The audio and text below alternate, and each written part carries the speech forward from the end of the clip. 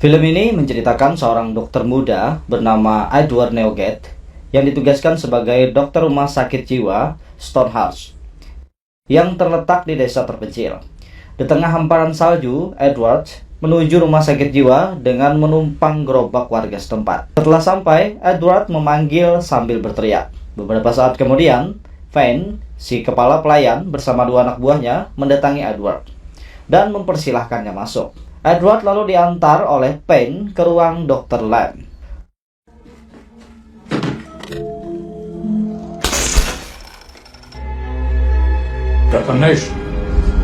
Dr. Lamb muncul tiba-tiba membuat Edward kaget. Mereka lalu berkenalan dan saling menyapa.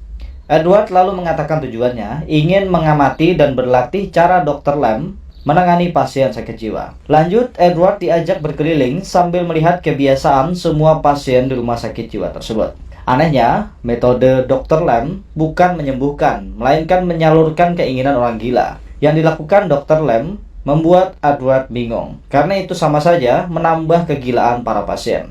Lanjut, di ruangan lain, terlihat seorang wanita sedang bermain musik. Dia adalah Alicia. Alicia memiliki penyakit histeris akibat kekerasan yang sering dialaminya. Alicia masuk rumah sakit jiwa karena mencungkil mata suaminya dengan sisir. Malam harinya, keanehan terjadi lagi. Terlihat sangat ramai para pasien sakit jiwa juga ikut makan bersama satu meja bersama Edward dan Dr. Lamb. Sekali lagi, Edward bingung dengan ulah Dr. Lamb. Misery has a way of clarifying to labor amongst the... Fane lalu menuangkan minuman ke gelas Edward. Namun sebelum Edward meminumnya, Alicia menendang kaki Edward hingga minuman itu tumpah. Alicia lalu mengajak Edward pergi ke dapur dan meminta Edward untuk pergi selama masih ada waktu sebelum mereka curiga. Edward bingung dan minta penjelasan kepada Alicia. Namun Alicia hanya berkata, "Lakukan seperti yang aku katakan." Tanpa sengaja, Edward menyentuh lengan Alicia hingga membuatnya kejang.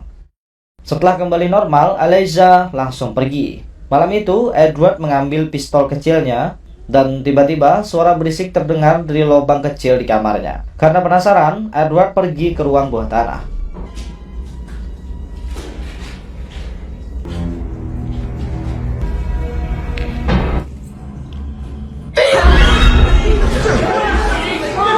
Dan ternyata di ruangan itu banyak orang dikurung dalam jeruji besi. Semua orang berteriak meminta tolong. Edward bingung mau melakukan apa, karena dia tidak tahu orang-orang yang dikurung ini waras atau gila.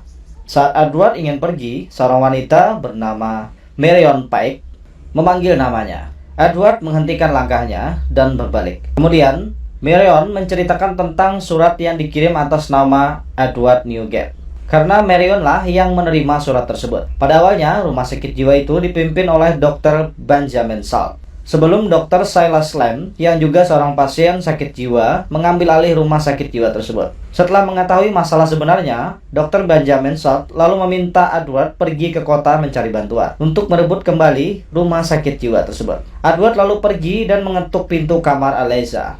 Setelah Alicia membuka pintu, Edward mengatakan kalau dia telah menemukan Dr. Benjamin Salt dan yang lainnya. Alicia memperingatkan Edward akan sangat berbahaya kalau dia tertangkap. Edward tidak menghiraukan peringatan Alicia dan mengajak Alicia untuk pergi ke kota mencari bantuan. Namun, Alicia menolak. Edward mengatakan kalau rumah sakit jiwa ini dikuasai orang gila. Alicia lalu menjawab, "Ya, dan aku salah satu dari mereka." Dr. Lamb dan Fane memergoki Edward bersama Alicia. Lalu Alicia mengatakan kalau Edward tersesat dan dia hanya memberitahu arah kembali ke kamarnya. Dr. Lamb mempercayai Alicia dan meminta Fane mengantar Edward kembali ke kamarnya. Pagi harinya, Edward kembali ke ruang penjara dan membawa makanan. Edward mengatakan kalau dia tidak bisa pergi dari rumah sakit jiwa itu karena Fane dan anak buahnya selalu mengawasi seperti elang. Edward meminta berkas kasus pembunuhan yang pernah dilakukan oleh Dr. Lamb. Namun, semua berkas itu telah dimusnahkan oleh Dr. Lamb. Tapi sebelum Edward pergi, Dr. Benjamin Salt mengatakan kalau dia menyembunyikan satu salinan berkas di lemari obat di ruang kerjanya. Lanjut, Edward pergi berkeliling bersama Dr. Lamb dan sampai di ruangan raksasa Oxbridge. Dia meminta Edward mengganti baju raksasa Oxbridge tersebut. Dengan sedikit ragu, Edward melangkah ke bawah. Hello?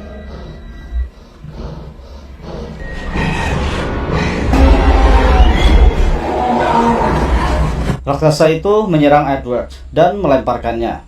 Di tembok, Edward melihat tulisan nama Arthur. Setelah Edward menyebutkan nama Arthur, raksasa itu berhenti menyerangnya. Edward yang terluka kemudian dirawat oleh Alyssa. Di ruang bawah tanah, Charles berhasil melepas pagar besi ventilasi udara. Edward kembali menyusup ke ruang kerja milik Dr. Benjamin yang sekarang ditempati oleh Dr. Lamb. Membuka lemari obat dan setelah meraba-raba, Edward akhirnya menemukan salinan berkas milik Dr. Benjamin. Dr. Lamb bersama Payne masuk ke ruang kerja sambil membicarakan Edward. Payne menyarankan agar Edward dikurung saja di penjara bawah tanah, seperti yang lainnya. Namun Dr. Lamb menolak karena dia melihat cerminan dirinya pada diri Edward. Beberapa saat kemudian, alarm berbunyi, menandakan kalau ada yang berniat melarikan diri. Dr. Lamb dan Payne bergegas pergi keluar. Payne melakukan pengejaran dengan kudanya. Di luar, Charles dan William terus berlari di tengah pepohonan. Dan ternyata mereka berdua salah arah hingga sampai di tepi jurang. Karena tak ingin lagi tertangkap dan dikurung, William bunuh diri dengan terjun dari tebing tersebut. Sedangkan Charles kembali ditangkap. Malam harinya, Payne membawa Charles kembali dalam keadaan tak bernyawa. Payne mengatakan kalau Charles jatuh, tubuhnya menimpa batu dan mati. Melihat itu, Edward bergegas memeriksa tubuh Charles dan menemukan banyak luka tusuk di bagian belakangnya. Edward pun protes karena luka di tubuh Charles jelas karena ditusuk. Namun Dr. Lamb malah memarahinya.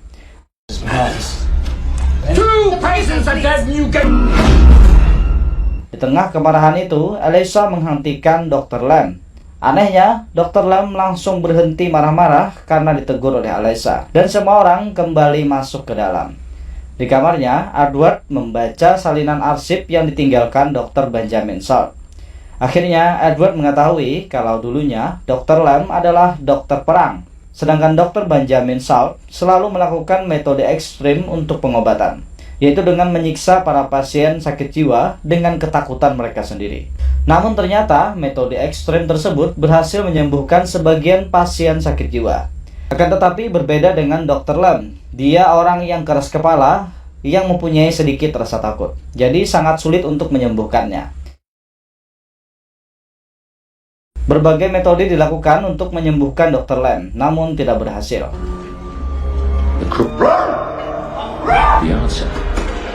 Esok harinya, saat Edward sedang merawat pasien bersama Alyssa, Payne datang dan mengatakan kalau Dr. Lamb memanggilnya. Edward mengikuti Payne dan sampai di ruang penyetruman. Di sana terbaring Dr. Benjamin Salt dan kemudian Dr. Lamb meminta Edward melanjutkan. Dengan ragu, Edward menerimanya.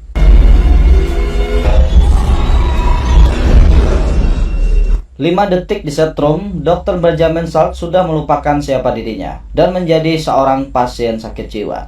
Di hari berikutnya, semua orang di rumah sakit jiwa melakukan persiapan penyambutan malam tahun baru atas arahan dari Dr. Lamb. Edward pergi menuju ruang terbengkalai yang dulunya tempat tidur Dr. Lamb. Dia menemukan sebuah foto yang disembunyikan di balik dinding tembok. Sedangkan Alyssa pergi ke ruang penjara bawah tanah menemui Marion Pike. Sedangkan perawat Melly yang sedang asik berdansa sendiri bertemu dengan Payne. Payne kemudian berdansa bersama Melly, namun sakit jiwanya kambuh dan membunuh Melly lalu melemparkan jasadnya ke bawah. Melihat Melly mati jatuh dari atas, Alyssa bergegas menghampirinya. Edward yang melihat itu memantapkan niatnya untuk merebut kembali rumah sakit jiwa tersebut. Jasad Melly dibawa pergi. Tanpa rasa bersalah, Dr. Lamb melanjutkan acara malam tahun baru tersebut, seperti tidak pernah terjadi apa-apa. Edward lalu pergi ke ruang penyimpanan anggur. Di sana dia menemukan seorang petugas yang ditugaskan untuk mengambil anggur. Dia kemudian memukul petugas pengambil anggur tersebut sampai pingsan dan menyuntikkan obat bius ke dalam setiap botol anggur. Namun setelah dia selesai, Payne menemukannya dan terjadilah pertarungan antara Edward melawan Payne.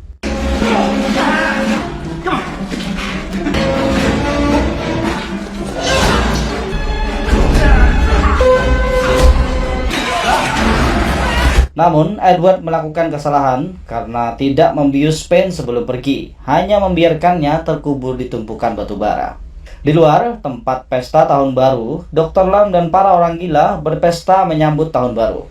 Edward keluar sambil membawa satu peti minuman yang telah disuntik dengan obat bius. Semua orang menuangkan anggur ke dalam gelas, termasuk Dr. Lam. Namun, sebelum pesta minum dilakukan, Pen datang memperingatkan semua orang untuk tidak meminum anggurnya. Pada akhirnya, Edward ditangkap dan akan dibawa ke ruang setrum untuk dicuci otaknya. Lalu Edward bertemu Alyssa dan menceritakan tentang dirinya yang pernah bertemu Alyssa. Dari hari pertemuan itu, Edward yang jatuh cinta pada Alyssa berniat menyelamatkan Alyssa. Itulah kenapa Edward rela pergi ke rumah sakit Stonehearts yang berada di tempat terpencil demi menyelamatkan Alyssa. Kemudian, Pen datang membawa Edward yang terikat di tempat tidur ke ruang setrum untuk pencucian otak.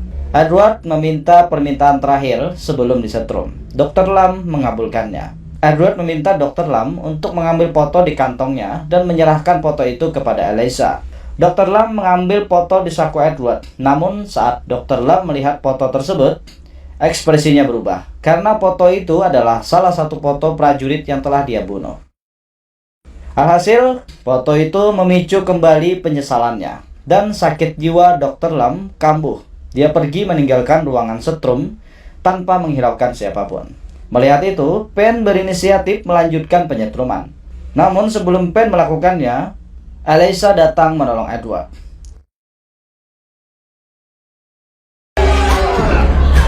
Pada akhirnya, Pen disetrum sampai terbakar. Setelah dibebaskan Alyssa, Edward mengambil kunci dan meminta Alyssa membebaskan semua tahanan di penjara bawah tanah. Sedangkan Edward pergi mencari Dr. Lam. Dr. Lam yang berjalan sendiri kembali mengingat penyesalan masa lalunya. Dia adalah dokter perang yang bertugas merawat para korban yang terluka. Namun setelah Dr. Lam melihat para korban yang kehilangan sebagian tubuhnya, dia merasa tidak sanggup mengobati. Dia mengambil keputusan dan menembak semua pasiennya hingga tewas. Setelah semua tewas, dia sendiri berniat bunuh diri. Namun peluru pistolnya habis. Edward yang menemukan Dr. Lam menggotongnya dan membawanya keluar dari rumah sakit jiwa tersebut. Setelah semua orang selamat, sang pajar muncul, menandakan hari baru telah tiba. Edward membujuk Alyssa pergi bersamanya, dan kecupan mesra sang pajar mengubah segalanya. Alyssa.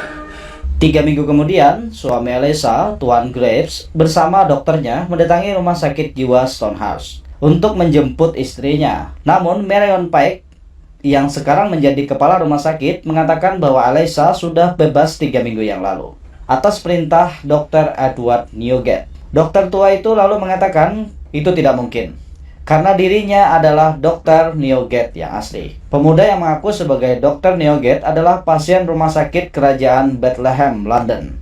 Dia menderita penyakit pseudologia, sehingga dia menjadi orang yang sangat pandai berbohong. Dia sering menganggap dirinya adalah orang lain, seperti yang dia inginkan, dan bertindak persis seperti orang yang dia tiru.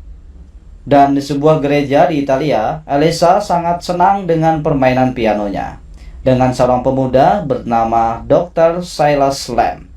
Mereka berdua berdansa dan menikmati hari bahagia bersama.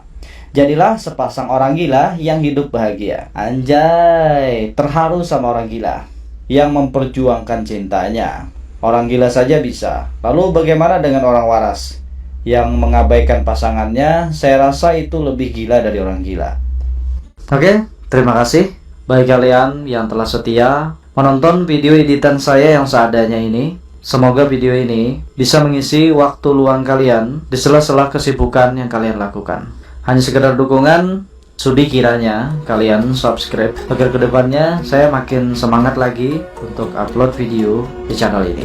Tetap semangat menjalani kehidupan kalian dan syukuri apa yang ada pada kalian. Dalas balang sardada, menyarah maka kada. Salam anak Banua.